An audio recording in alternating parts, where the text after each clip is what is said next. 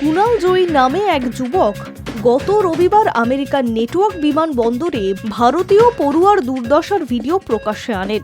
একই সঙ্গে তিনি লেখেন, গত রাতে এক ভারতীয় পড়ুয়াকে নেটওয়ার্ক বিমানবন্দর থেকে ফেরত পাঠানো হলো।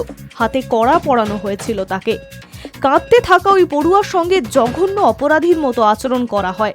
ওই যুবক স্বপ্ন পূরণ করতে এসেছিল, কারো ক্ষতি করতে নয়। একই সঙ্গে ভারতীয় দূতাবাস ও বিদেশ মন্ত্রী এস জয়শঙ্করকে ট্যাগ করে তিনি লেখেন, অনাবাসী ভারতীয় হিসেবে আমি অসহায় বোধ করছি, আমার হৃদয় ভেঙে যাচ্ছে। এটা মানবিক বিপর্যয়।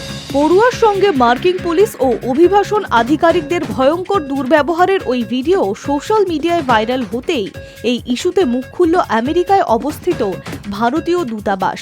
এক্স হ্যান্ডেলে দূতাবাস জানায়, সোশ্যাল মিডিয়ায় এমন পোস্ট আমাদের নজরে এসেছে যেখানে দাবি করা হয়েছে একজন ভারতীয় নাগরিক নেটওয়ার্ক বিমানবন্দরে সমস্যার সম্মুখীন হচ্ছেন। আমরা এই বিষয়ে স্থানীয় কর্তৃপক্ষের সঙ্গে যোগাযোগ করছি। ভারতীয় নাগরিকদের সাহায্যের জন্য দূতাবাস সর্বদা প্রতিশ্রুতিবদ্ধ।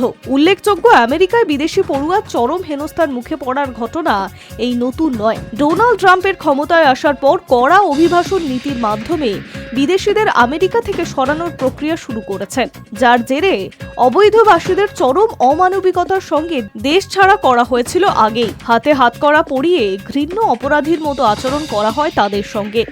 পড়ুয়াদের ক্ষেত্রে সেই একই পথে হাঁটেন প্রশাসন। ভিসা পেয়ে আমেরিকার বিমানবন্দর ধরলেও এখানে আসার পর অভিবাসন আধিকারিকদের জেরার মুখে পড়তে হয় পড়ুয়াদের। জেরায় আধিকারিকরা সন্তুষ্ট না হলে পত্রপাঠ অপরাধীর মতো তাদের সঙ্গে ফেরত পাঠিয়ে দেওয়া হয়। ওই ভারতীয় পড়ুয়ার সঙ্গে ঠিক একই ঘটনা ঘটেছিল। Hi news network.